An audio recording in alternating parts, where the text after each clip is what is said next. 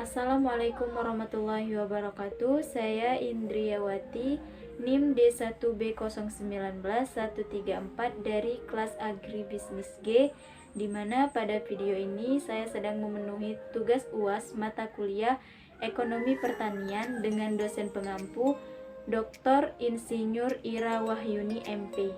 Nah, dalam presentasi ini saya akan menjelaskan materi mengenai pemasaran hasil pertanian. Baiklah, masuki materi yang pertama mengenai pemasaran terdiri dari dua kunci, yaitu pertanian dan pemasaran. Nah, jadi yang dimaksud dengan pertanian itu adalah pemanfaatan sumber daya hayati yang dilakukan oleh manusia untuk menghasilkan bahan pangan, bahan industri atau sumber energi untuk mengelola lingkungan hidupnya. Nah, sedangkan yang dimaksud dengan pemasaran itu adalah kinerja seluruh kegiatan bisnis yang terlibat dalam aliran produk dari lahan produksi pertanian hingga sampai di tangan konsumen.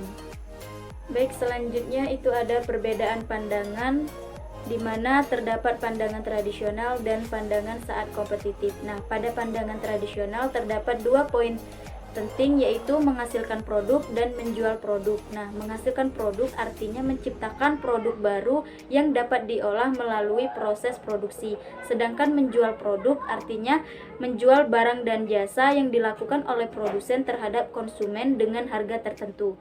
Nah, selanjutnya ada pandangan saat kompetitif. Terdapat 3 poin, yaitu memilih konsep atau sesuai selera konsumen. Nah, di sini produsen harus mengetahui selera dari konsumen.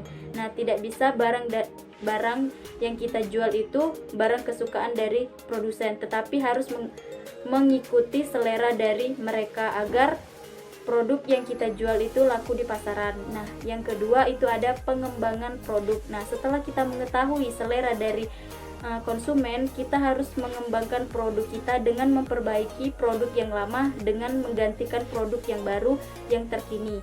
Nah, yang ketiga itu ada promosi. Nah, dalam kegiatan ini kita menawarkan barang kita kepada konsumen agar laku di pasaran. Selanjutnya itu ada tabel orientasi penjualan dan orientasi pembelian. Nah, di mana pada orientasi penjualan itu kebutuhan penjualan itu mereka melakukan kegiatan penjualan itu bertujuan untuk menghasilkan uang. Nah, sedangkan untuk orientasi pembelian di mana kebutuhan konsumen atau pembeli itu produk sebagai alat untuk menemukan keinginan konsumen. Nah, uang akan mengikuti dengan sendirinya. Nah, jadi pada kebutuhan pembeli atau konsumen itu artinya mereka membeli barang atau produk dari penjualan untuk memenuhi kebutuhan mereka.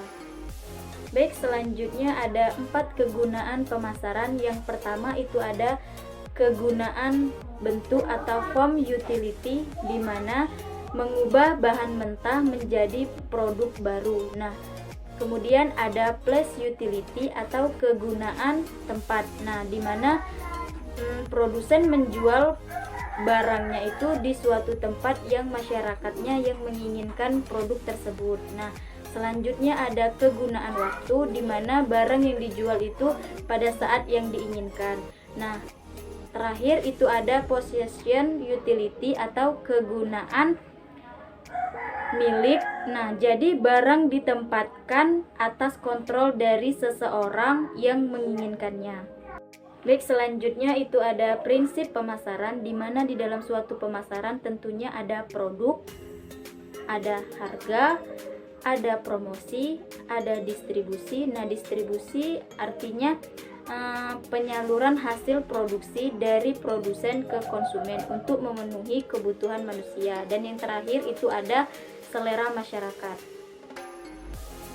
Selanjutnya ada strategi pemasaran, di mana pada strategi pemasaran ini terdapat perencanaan, akses pasar, dan promosi. Nah, pada poin perencanaan terdapat beberapa poin. Yang pertama itu situasi pasar saat ini. Nah, sebelum melakukan kegiatan penjualan, kita harus mengetahui situasi pasar.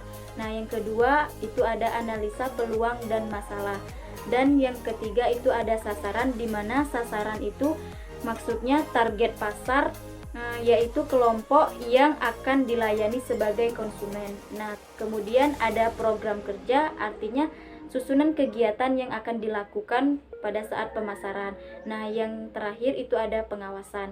Selanjutnya ada akses pasar, di mana pada akses pasar ini terdapat beberapa poin. Yang pertama, kelembagaan atau petani dan pasar, dan yang kedua itu ada lokasi, dan yang ketiga itu ada transportasi, terakhir ada infrastruktur. Kemudian selanjutnya ada promosi, di mana pada promosi ini terdapat beberapa poin, yaitu promosi penjualan, iklan, wiraniaga, hubungan masyarakat, dan pemasaran langsung. Baik, selanjutnya itu ada pasar tani. Nah, jadi yang dimaksud dengan pasar tani adalah tempat berkumpulnya petani atau produsen dengan menjual barangnya itu secara langsung. Nah, pasar tani ini itu dilakukan hanya seminggu sekali. Jadi pasar tani ini dapat merubah paradigma petani yang awalnya hanya sebagai produsen, diubah menjadi pemasok atau supplier. Selanjutnya itu ada jenis informasi pasar. Nah, jenis informasi pasar itu ada 4. Yang pertama, informasi harga, yang kedua, informasi konsumsi, dan yang ketiga, informasi produksi, dan yang terakhir ada informasi distribusi. Nah, sumber informasi pasar itu ada 4, di mana dari petani, harga ditingkatkan petani. Nah, yang kedua, dari pedagang, harga ditingkatkan pedagang. Dan yang ketiga, dari grosir, harga di tingkat grosir. Nah, yang terakhir dari konsumen itu yaitu harga eceran. Baik, selanjutnya itu ada kendala pengembangan pasar produk pertanian. Nah, di mana terdapat beberapa kendala. Yang pertama itu ada teknologi informasi atau komunikasi masih perlu ditingkatkan. Nah, yang kedua, lokasi pertanian di pedesaan dan terpencil. Dan yang ketiga, infrastruktur yang kurang memadai.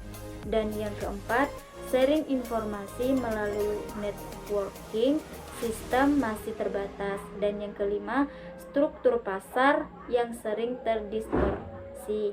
Dan yang keenam, posisi tawar menawar itu rendah. Nah, yang ketujuh, kurang dimanfaatkannya lembaga pemasaran. Dan yang terakhir itu ada akses pemasaran yang kurang dimanfaatkan.